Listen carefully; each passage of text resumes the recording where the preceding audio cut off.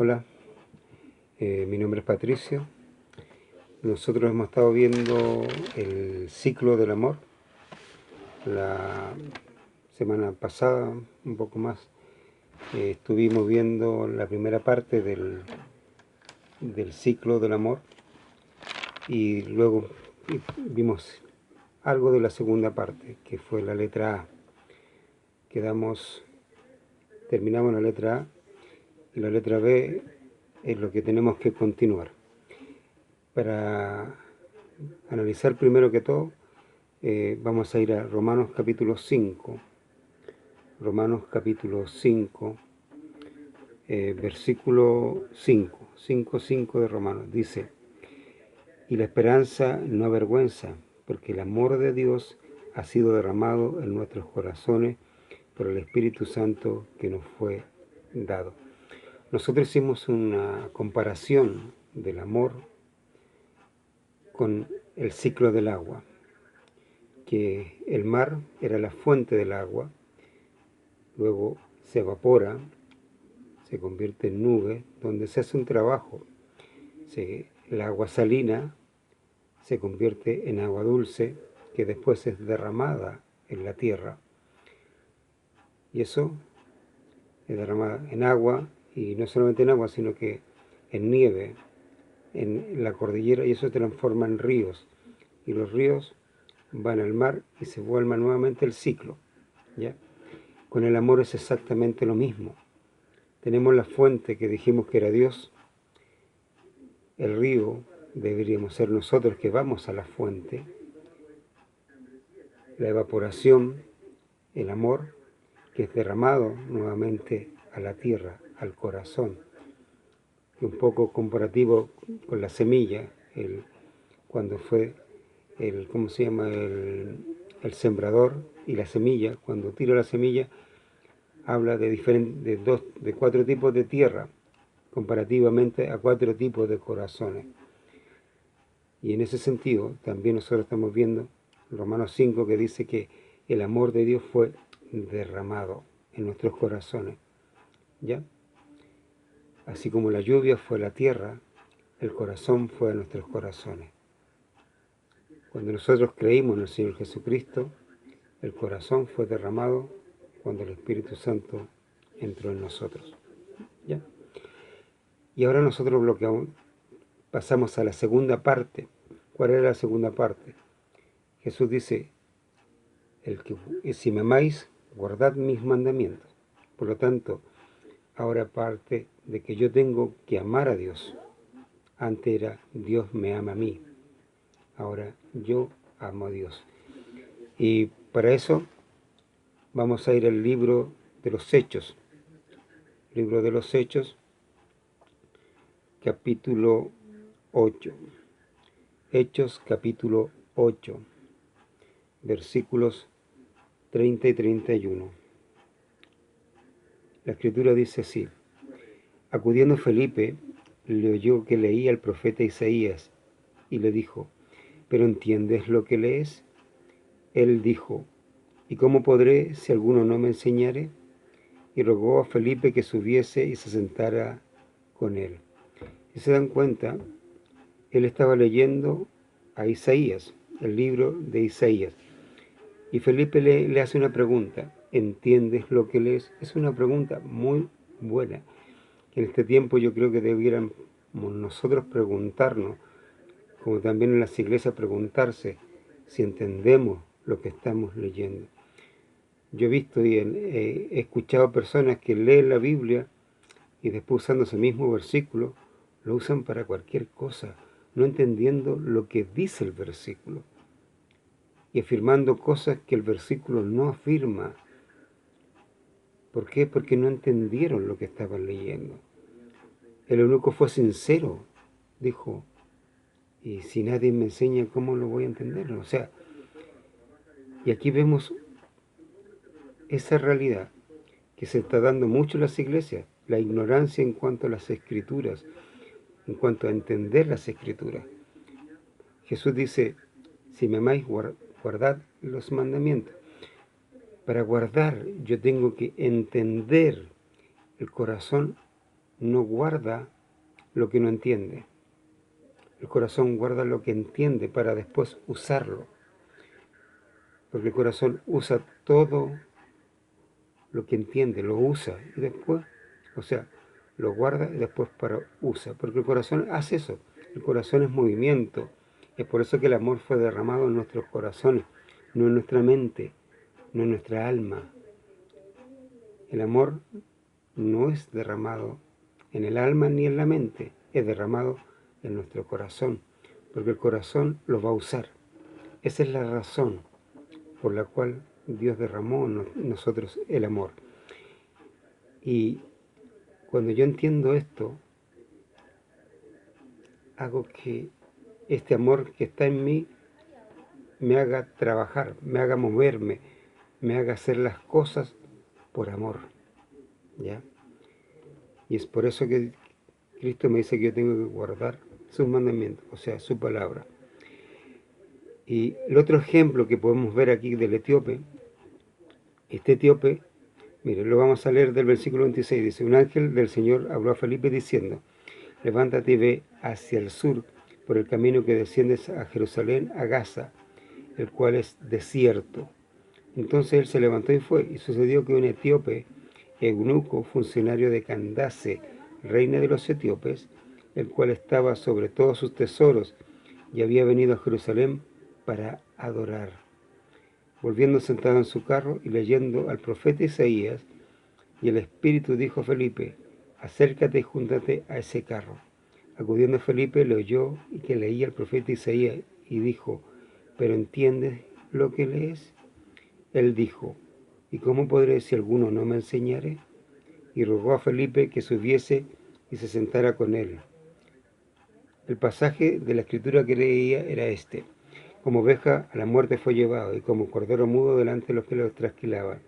Así no abrió su boca. Y se pueden seguir leyendo ustedes si quieren en su casa más acerca del pasaje. Pero si se dan cuenta, este eunuco fue a Jerusalén, dice, a adorar. O sea, quizás es muy posible que no entró al templo, pero estuvo ahí, fue a adorar, fue a escuchar palabras. De hecho, él se compró un rollo, porque trae un rollo donde está leyendo el libro de Isaías. Eso significa que él escuchó la escritura en cuanto a ese rollo, y le interesó, y volvió. Donde fue, si se dan cuenta, nadie le explicó la escritura, nadie le enseñó las escrituras. Él quería que alguien le enseñara, pero nadie le enseñó. Él se interesó y venía leyendo para ver si él podía entender lo que decía ese rollo.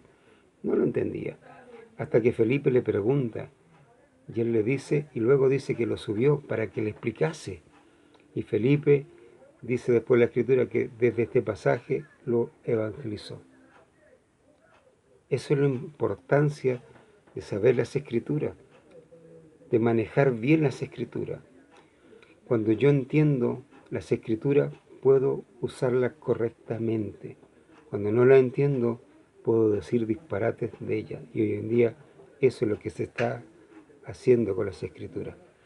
Mira, para entender hay dos cosas importantes que yo tengo que analizar. Lo primero que vemos en este pasaje, para entender las escrituras, primero debo ser, un hijo de Dios. Eso es importantísimo. El Espíritu Santo tiene que estar en mí. Si el Espíritu Santo no está, no saco nada. El segundo punto, debo tener comprensión de lectura. Mucha gente habla de la comprensión de lectura y dice, tú tienes que comprender tienes que tener una comprensión de lectura, pero muchos no tienen esta comprensión. No saben lo que es comprensión. La usan, pero no tienen idea lo que significa comprensión de lectura. Perdón, se resbaló el celular. No tienen idea de lo que es comprensión de lectura. Para eso les voy a explicar un poco lo que es esto, ¿ya? Y vamos a ir a Hechos perdón, a Segunda de Corintios, para darle un ejemplo, más o menos, lo que es la comprensión de lectura. Segunda de Corintios, capítulo 2, Segunda de Corintios, capítulo 3, versículo 6. Dice la Biblia así: el cual asimismo nos hizo ministros competentes de un nuevo pacto, no de la letra, sino del Espíritu, porque la letra mata, mas el Espíritu vivifica. Yo he escuchado, por ejemplo, un ejemplo bien simple. Mucha gente a veces toma este versículo y dice que la letra mata. Es lo que toman, la letra mata. Por lo tanto, no hay que estudiar la Biblia porque la Biblia mata.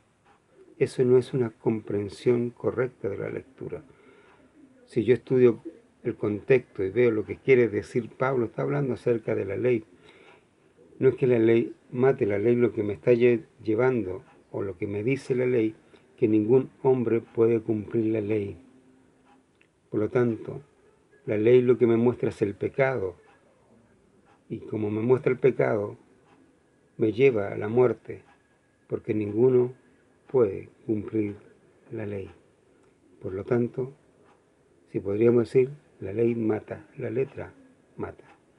A eso se está refiriendo Pablo, no se está refiriendo a otra cosa, pero la gente cree que está hablando de la escritura, y no está hablando de eso, está hablando de simple y llanamente de la ley, ¿ya? Eso es comprensión de lectura. Por eso el eunuco leía, pero no podía comprender, no tenía una comprensión de lectura, ¿ya? El otro ejemplo, o la otra parte en cuanto para tener un entendimiento claro de la escritura, es usar correctamente las herramientas de interpretación bíblica. Para eso le invito a Segunda de Timoteo. Segunda de Timoteo, capítulo 2, versículo 15. La escritura dice así: procura con diligencia presentarte a Dios aprobado, como obrero que no tiene de qué avergonzarse, que usa bien la palabra de verdad. Que no tiene de qué avergonzarse, que usa bien la palabra de verdad. O sea, yo tengo que saber usar correctamente la herramienta de interpretación bíblica. Debo usarlas bien, usarlas correctamente. Muchas veces se usan mal. ¿Por qué? Porque se tiene el conocimiento de ellas, pero no se sabe para qué sirven. Muchas veces usted va a escuchar a personas predicar y decir, vamos hoy día a usar digamos, la herramienta de interpretación bíblica en cuanto a cada palabra. Dice, vamos a usar cada palabra, o vamos a ir a la primera mención, o por ejemplo al contexto, a quién fue escrito, y otras cosas. Cada palabra es importante, etcétera, etcétera, etcétera. Pero ellos mismos no tienen la comprensión o no saben usar correctamente esta herramienta. Cuando yo no sé usar bien la herramienta, voy a hacer cualquier cosa, voy a decir cualquier cosa. Por eso que hay que tener cuidado en usar correctamente este instrumento. Para eso, miren, vamos a analizar un versículo más o menos conflictivo, que la gente lo usa y lo usa incorrectamente. Y aquí vamos a aplicar estos dos conceptos. Primero, comprensión de lectura, y segundo, saber usar correctamente las herramientas de interpretación bíblica. Génesis capítulo 6, versículos 1 al... Vamos a ver hasta el 5.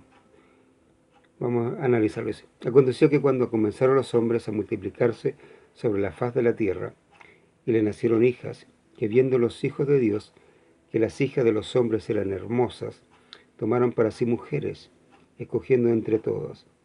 Y dijo Jehová, no contenderá mi espíritu con el hombre para siempre, porque ciertamente él es carne, mas serán sus días 120 años. Había gigantes en la tierra en aquellos días, y también después que se llegaron los hijos de Dios a las hijas de los hombres, y les engendraron hijos. Estos fueron los valientes que desde la antigüedad fueron hombres de renombre. Y vio Jehová que la maldad de los hombres era mucha en la tierra, y que todo designio de los pensamientos del corazón de ellos era de continuo solamente al mal. Aquí vamos a hacer una comprensión de lectura, ¿ya? Hay una creencia que dice que los hijos de los hombres son los que crearon estos gigantes, engendraron estos gigantes, basado en estos versículos. El versículo 4, mire, ponga el sentido, o sea, el oído en la escritura. Dice la escritura, había gigantes en la tierra en aquellos días. En aquellos días había gigantes, dice, coma. Y también después que se llegaron los hijos de Dios a las hijas de los hombres.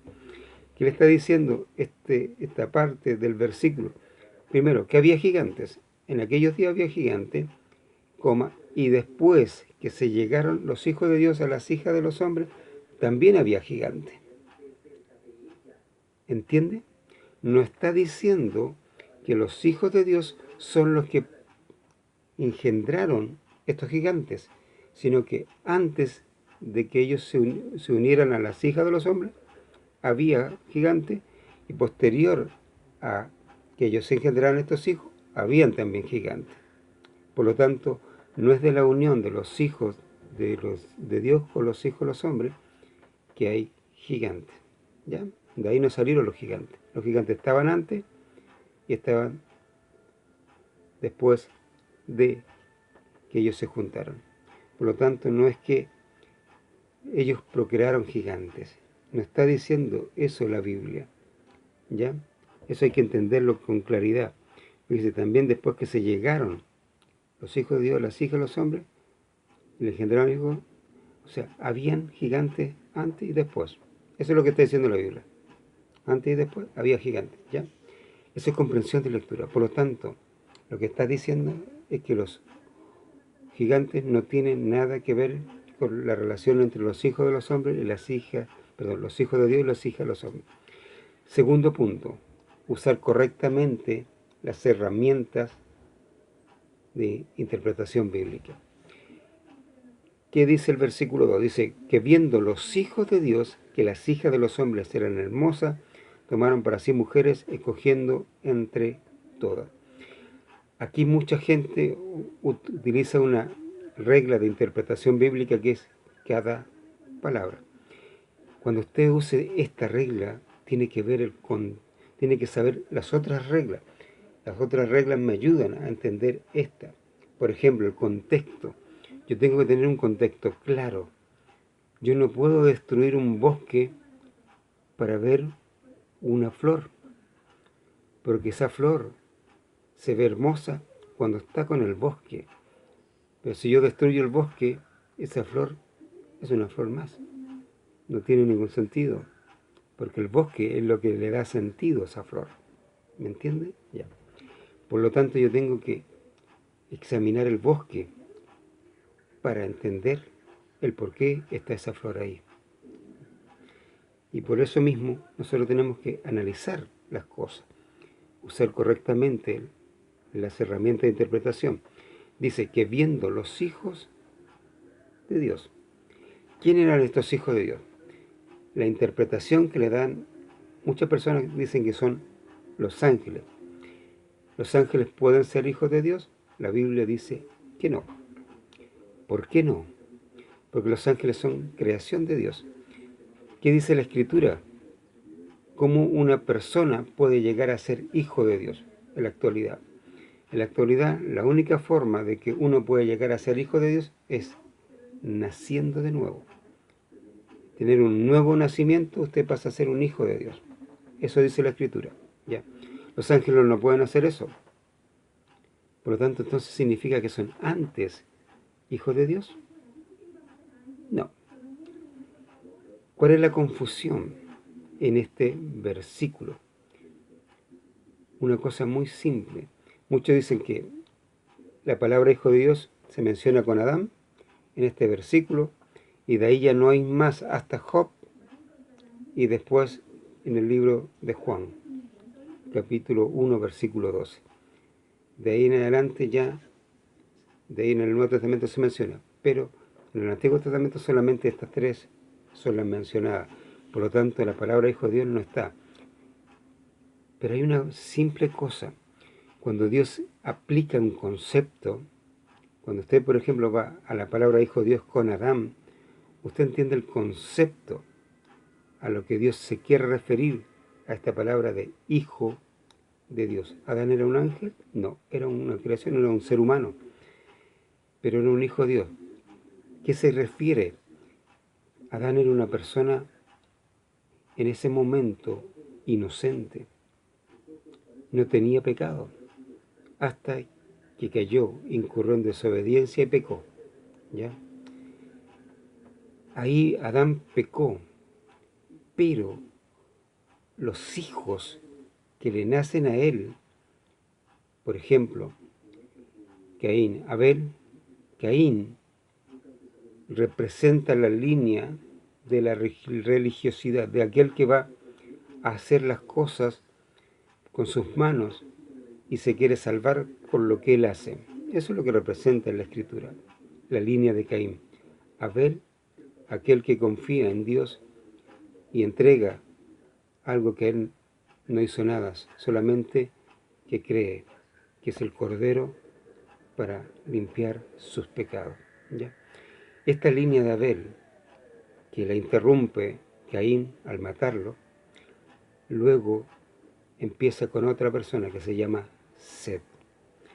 Si ustedes ven esta línea de Set, la línea de Set que llega hasta Noé, son hijos de Dios. Porque Adán no pierde la calidad de hijo de Dios. Pecó, pero Dios ¿qué hace? Dios sacrifica y los limpia de su pecado. Los aparta del lugar porque ya no eran santos, habían pecado, no eran santos, pero eran hijos de Dios. Y esa calidad no se pierde.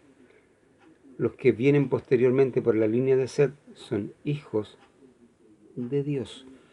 De hecho, tienen comunicación con Dios. Desde esa línea sale Enoc, que dice la Biblia que caminó con Dios, y Dios, ¿qué cosa se lo llevó? También sale Matusalén, que significa después de mí el diluvio.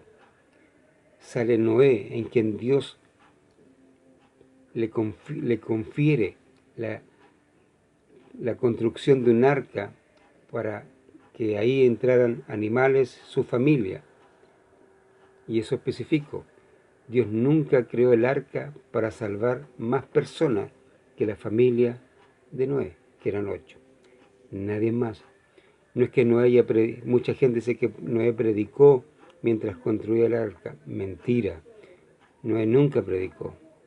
Porque Dios le dijo específicamente, si usted ve la Biblia, que solamente su familia se iba a salvar, más los animales. Nadie más. La destrucción era para totalmente todos los hombres. ¿Por qué? Porque toda la genealogía, si se puede decir, que venía de Set, ya con Noé se terminaba. La mayoría ya había muerto. Solamente quedaba Noé. Y Noé es esta generación de hijos de Dios. ¿Qué sucede? ¿De dónde se saca esta creencia que los ángeles son hijos de Dios? Basado en este versículo y basado en Job. Si usted va a Job capítulo 1 y capítulo 2, cuando dice que venían los hijos de Dios, entre los cuales también venía Satanás. Bueno, usa eso. Dicen que el libro de Job es el libro más antiguo de la Biblia. Y es el libro más antiguo. Pero Job no es la persona más antigua de la Biblia. Eso hay que aclararlo. Job no es la persona más antigua de la Biblia. El libro sí, pero no es la persona más antigua. ¿A qué se refiere esto? Job era contemporáneo con Abraham aproximadamente.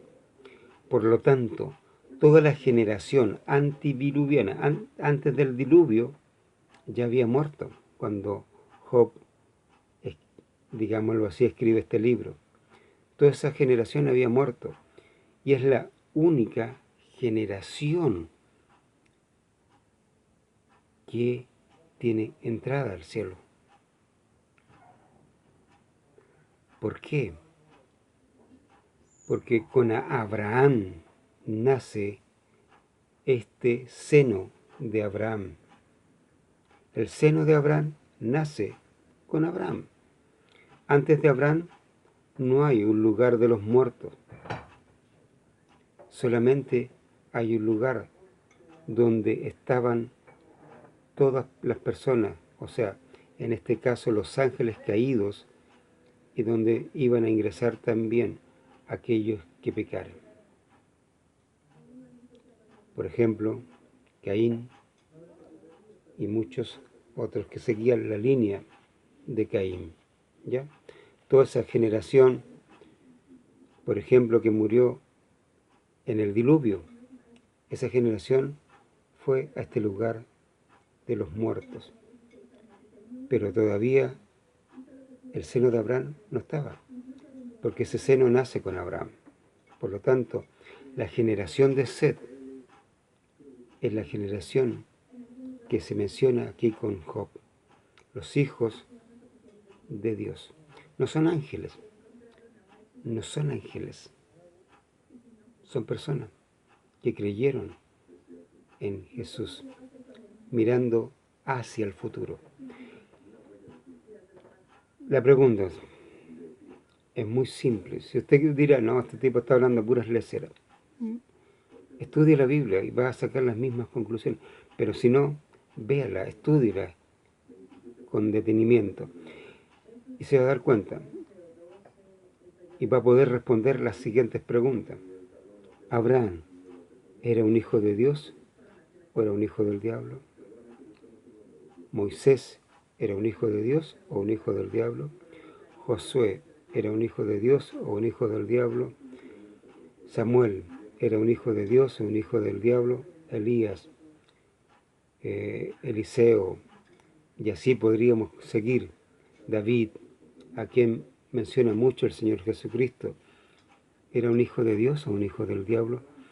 Si Abraham no era un hijo de Dios, ¿por qué Pablo lo menciona en Romanos capítulo 4, hablando que Abraham le creyó a Dios? ¿Entiende? Cuando Dios muestra un concepto, y ese concepto está claro, usted lo entendió, Dios no lo va a seguir repitiendo. Dios no iba a seguir repitiendo, decir, Abraham, hijo de Dios, que fue a tal. No lo va a repetir, porque Él da por entendido el concepto. ¿Está claro eso? Usted lo va a ver en la Biblia muchas veces, en diferentes cosas, que Dios aclara un concepto y cuando yo lo aclara, después lo sigue, lo muestra. Ya no sigue con lo mismo, no sigue diciendo, por ejemplo, Noé, hijo de Dios, Matusalén, hijo de Dios. No lo dice, porque ya lo aclaró de un principio. Y si de un principio está claro, posteriormente se da por entendido. Eso es lo que hace Dios. Y ojalá que también lo entienda, ¿ya? Aclarando eso, los hijos de Dios que habla Génesis son los hijos de esta generación, de esta línea de Set. Estos eran los hijos de Dios que vieron a las hijas de los hombres. Por eso Dios dice que los hombres nunca habla de los ángeles en este pasaje. No dice Dios que Dios se aburrió, o ya estaba, dice, y vio Jehová que la maldad de los hombres. No está hablando nunca, aquí nunca habla aquí de ángeles. Los gigantes eran hombres que mueren. ¿Ha visto un ángel muerto?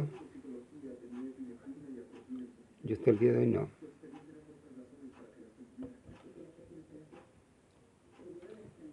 Por eso examinen las escrituras, vea correctamente las cosas. Ya, para seguir un poco adelante.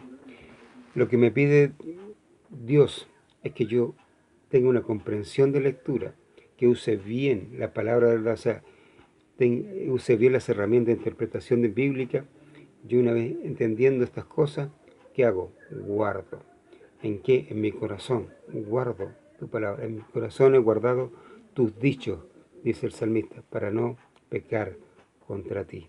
Si yo lo he guardado en el corazón, no voy a pecar contra Dios. Por lo tanto, eso es lo que tengo que hacer. Si usted, por ejemplo, también en el libro de Mateo, habla que la gente se maravillaba. Por ejemplo, hablando de María, dice que la gente, María la madre del Señor Jesucristo, la gente se maravilló de las cosas que hacía el Señor Jesucristo. Pero dice, pero María guardaba todas estas cosas en su corazón. Ella hizo una comprensión de lo que estaba haciendo el Señor Jesucristo, usó bien lo que estaba viendo, lo entendió, lo guardó. Cuando usted se maravilla de las Escrituras, significa que no entendió nada. Quedé maravillado, tan sorprendido, ¡wow! No entendió nada. No entendió nada.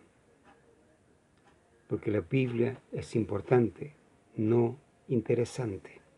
Cuando para usted la Biblia pasa a ser algo interesante, es porque no está entendiendo absolutamente nada. Se lo explico tan simple con un ejemplo que para los que son padres lo van a entender. Yo no soy padre, pero cuando nació su hijo, ¿ese momento fue interesante o fue importante? Fue importante, ¿cierto?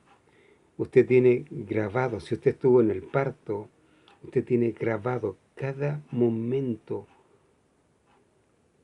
Sabe cuando su hijo nació, sabe cómo nació, sabe cuando él lloró, sabe del color, sabe, todo está grabado ahí, porque fue importante para usted. Toda esa maravilla de nacimiento es tan espectacular y tan importante que a usted no se le olvida, a usted como padre ni a usted como madre. Es un evento el más maravilloso e importante que a usted le ha pasado después de un nacimiento espiritual, de creer en el Evangelio. Es eso, importante. Si ese momento hubiera sido interesante, ténganlo por seguro, que hoy día ni siquiera se acordaría. Ni siquiera capaz que hubiera tenido a sus hijos abandonados, porque no sería importante, sería algo simplemente interesante. Vamos al tercer punto. La tercera etapa o tercera parte del ciclo. Para eso les invito a ir a, bueno, ustedes lo saben, Romanos 5:8, que dice, mas Dios muestra su amor para con nosotros, que siendo aún pecadores, Cristo murió por nosotros. Dice que Dios muestra su amor, ¿ya? Primero, vimos, Dios nos ama, ¿cierto? Segunda etapa del ciclo, yo amo a Dios. ¿Cómo lo amo? Guardando sus mandamientos, entendiéndolo, la Escritura, haciendo una comprensión de lectura, usando bien las herramientas de interpretación bíblica. Con eso yo voy a guardar la Escritura, voy a entenderla y voy a empezar a guardar en mi corazón. ¿Para qué? Para pasar al tercer ciclo, que es mostrar. Nosotros usamos mal una palabra, y usted la va a oír mucho en las iglesias, que dice que usted tiene que demostrar. Esta palabra, demostrar, implica inseguridad. Generalmente, en la antigüedad, a los jóvenes a una cierta edad, 14, 15 años, los padres los llevaban a los prostíbulos para que demostraran que eran hombres. O sea, si el médico cuando nació le dijo que era un hombre, que era un varón, que seguía siendo varón, por lo tanto, era un varón. Que él se acostara con una mujer no le daba una mayor calidad de varón. Era varón, ¿me entiende? Eso yo tengo que tenerlo claro, muy claro. Es la palabra demostrar, se usa solamente cuando usted, por ejemplo, tiene que demostrar su inocencia. Ahí tiene que hacer un ejercicio de mostrarle a las personas que usted es inocente, demostrando por prueba, etc. Pero cuando usted guardó el amor en su corazón, porque entendió la Escritura, porque ama a Dios, ahora parte a la tercera parte, mostrar. Usted tiene que ser una ventana, como Pablo dice, son cartas abiertas, leídas por los hombres. Los hombres tienen que leerla a usted y ver el amor de Dios en usted, porque usted va a mostrar el amor de Dios. ¿Cuál es? Que Dios nos amó. Dios muestra su amor para con nosotros, que aún siendo pecadores, Cristo murió por nosotros. Eso es lo que vamos a mostrar nosotros, ¿ya? ¿Cómo se hace eso? Un poco por tiempo, vamos a ver algunos versículos y otros, por favor, lo importante es que usted lo estudie en su casa. Letra A, debo amar como Dios nos amó. Segunda de Corintios. Segunda de Corintios, capítulo 9. Segunda de Corintios, capítulo 9, versículos 6 al 8. Dice: pero esto os digo, el que siembra escasamente también segará escasamente, y el que siembra generosamente, generosamente también segará. Cada uno dé como propuso en su corazón, no con tristeza ni por necesidad, porque Dios ama al dador alegre. Y hasta el 8 dice: y poderoso es Dios para hacer que abunde en vosotros toda gracia, a fin de que, teniendo siempre en todas las cosas todo lo suficiente, abundéis para toda buena obra. La Escritura aquí está hablando acerca del dar, ¿cierto? Cuando yo tengo el amor, o sea, pasé la etapa de Dios me ama, yo lo amo porque guardo su palabra, ahora paso a esta etapa. ¿Recuerdan cuál era la cualidad de la primera etapa cuando Dios dice, Juan habla, que de tal manera amó Dios al mundo, que lo que hace Dios da, dio a su Hijo? Aquí Pablo nos da un ejemplo en cuanto a una persona que ya entiende, está en esta tercera etapa del amor, ¿ya? Esa persona, cuando está en la tercera etapa del amor, da libremente y con alegría. ¿Por qué? Porque ya no le pesa el dinero. El dinero no es fundamental en su vida. Él, con abrigo y sustento, o sustento y abrigo, está contento con eso. No busca más que otras cosas. Si usted está buscando una casa espectacular, un buen auto, un buen trabajo, un buen, usted todavía está en la primera parte. Dios lo ama. Cuando usted llega a esta parte de que usted está amando como Dios lo amó a usted, es porque usted está dando con alegría. Da en la ofrenda, da a las personas. Mire, nosotros vimos Romanos 5:5, pero también había otro, Romanos 5:8 me parece que era. Le invito a ir. Romanos, me perdí Romanos. Acá está Romanos. Romanos capítulo 5, me parece que es el versículo 8. No, es que lo repetimos. Era otro. Me parece que es Romanos 13:10. Ahí está. Romanos 13:10. Dice así la Escritura. El amor no hace mal al prójimo, así que el cumplimiento de la ley es el amor. El amor no hace mal al prójimo, hace bien. Cuando usted entienda eso, usted va a compartir el amor. Un ejemplo, yo hace unos tiempo que no voy a una iglesia, no estoy asistiendo, por cosas que, en cuanto a lo doctrinal, que a mí me parecieron incorrectas lo que se está enseñando. Y una hermana un día, en donde estamos trabajando con otro hermano, fue y ella nos dijo dónde iba y que al parecer está bueno donde va ella. Y yo me di cuenta que esa hermana está en la primera etapa. Si ella nos amara a nosotros como Dios la amó a ella, y viendo que nosotros no nos estamos congregando, nos le ha dicho, chiquillo, yo quiero invitarlos a ustedes, donde yo me estoy congregando, porque se está enseñando palabra de Dios. Y yo quiero invitarlos. ¿Por qué? Porque los amo, ¿o no? Ese es un concepto aprendido. Cuando usted lo tiene, lo hace. Es por eso que las personas cuando empiezan a compartir el Evangelio, hay algunas que lo hacen por obligación, algunas que hacen porque tienen que aparentar algo ante la sociedad, ante la misma gente de la iglesia, etc. Pero cuando usted está en este punto, es el amor el que lo motiva. Y usted hace las cosas por amor. Y ahí, en las cosas cotidianas, es cuando usted se da cuenta quién realmente ama y quién no. Y yo también lo he visto en mi propia vida. A mí me falta llegar a este punto. Estoy en la segunda etapa. Y estoy entrando a este punto, donde tengo que entregar amor, simple y llanamente, porque el amor motiva a hacerlo, porque el amor no le hace mal al prójimo, sino que le hace bien, y ese es el cumplimiento de la ley, ¿ya? Y vamos a ver varios puntos de la letra A, y lo que yo quiero es que usted, ojalá los pueda ver en su casa.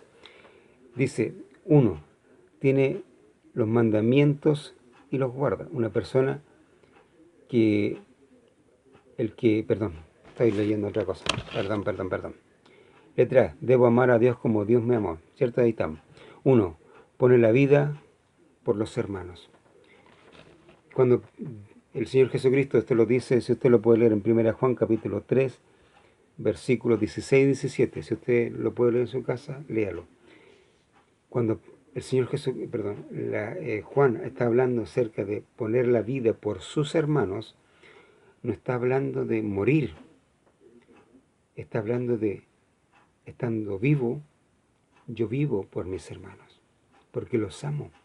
Si ellos necesitan algo, yo estoy ahí, presencialmente, los llamo, pregunto, oye, ¿cómo estás? ¿Necesitas algo? Si necesitas cualquier cosa, llámame. Yo voy a estar ahí. Y si no estoy, llámame. Porque de una u otra forma yo podré hacer algo. Si me necesitas, llámame. Preocupación por mi hermano, porque lo amo. Amo a mis hermanos y pongo mi vida por ellos. Me preocupo, voy a visitarlos, los llamo. Trato de tener, como Pablo habla, de la unidad en el espíritu con ellos, ¿cierto? Porque hay amor. Lea ese versículo. El 2 dice, tiene todo por basura. Pablo en Filipenses, lea por favor Filipenses capítulo 3, versículos 7 y 6 y 7, perdón, 7 y 8, Pablo habla que todo el conocimiento que él tenía, todo lo que él tenía, ya sea en conocimiento, dinero, todas las cosas que él poseía, eran basura, simplemente por el conocimiento del Señor Jesucristo. Cuando usted está en este punto, las cosas materiales ya no valen, no tienen un valor, no son importantes. Ya no me preocupo por una u otra cosa, o porque este hermano prospera y este otro no, porque a mí me pasa esto y a él no. Ya no son importantes eso. Esas cosas son basura. Lo importante aquí es Cristo. Porque lo amo y porque ahora el amor es el que me motiva a vivir una vida grata a Él. ¿Ya? 3. Ando en amor. Eso lo puede ver en Efesios 5:2. Ya, como ya no tengo estas cadenas que pone la sociedad y que pone Satanás hacia nosotros, las cadenas de el materialismo, de que si yo no tengo esto no puedo hacer nada, ya soy libre de eso. El amor me lleva a andar en este camino que es Cristo. ya camino por amor, y por amor vivo, así de simple. El 4, tengo un amor sincero. Eso lo puede ver en 2 Corintios capítulo 8, versículo 8. 5, que dice que el amor edifica. Eso está en 1 Corintios 8:1. Y Efesios capítulo 4, versículo 16. El amor edifica. Usted cuando ama va a edificar. Siempre va a buscar edificar a las personas, explicarle, enseñarle, que ellos aprendan. Hay gente que va a rechazar eso, como rechazaron al Señor Jesucristo cuando Él quería edificar a las personas. Eso va a pasar, no importa. Pero a usted lo que lo motiva es edificar. Pablo, por amor, se hizo de todo para salvar a algunos, dijo, ¿cierto? ¿Se acuerda del pasaje de 1 Corintios 9? Porque él quería salvar a todos. Por lo tanto, al judío se hizo judío, al gentil se hizo gentil, a este otro se hizo de todo. Se hizo de todo para que salvar a algunos. ¿Por qué? Porque el amor lo motivaba. Y la letra B, el amor de muchos, dice la Escritura, se enfriará. Eso es Mateo 24:12. Y eso es lo que está pasando hoy. Por la maldad, por el crecimiento de la maldad, el amor de muchos se está enfriando. Su amor, mi amor hacia el Señor Jesucristo se está enfriando. El amor hacia la gente. ¿La gente ve en usted el amor? Si no lo ve, es porque se está enfriando, enfriando. Y el amor es ardiente. El amor arde. El amor impulsa, es fuego para llevarle el Evangelio, para discipular, para dar. Simplemente dar. La conclusión. ¿Entendemos este ciclo del amor? Y si lo entiende, ¿en qué parte de este ciclo está usted? ¿En qué parte estoy yo? Yo le dije, yo estoy entrando a esto, a la tercera parte. Me falta todavía, lo reconozco, me falta todavía, pero estoy entrando. Porque quiero mostrar el amor de Dios. Y sabe, estos videos están haciéndose por amor a ustedes. No lo hago por vanagloria. Muchas veces no he querido hacerlo, pero el amor me motiva más.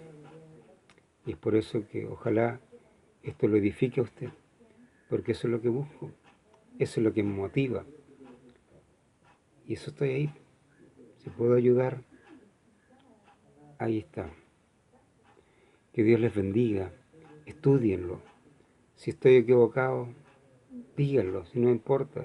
Yo no tengo toda la verdad, Dios sí. Pero estudien la Biblia, para que con eso me den duro y averígüelo, estudie, escudriñe. Y Dios le va a bendecir y lo va a usar para que muchas otras personas conozcan de Dios y nosotros impactemos a este mundo y no esté pasando como hoy que el mundo está impactando la iglesia. Que Dios les bendiga. Nos vemos la próxima semana.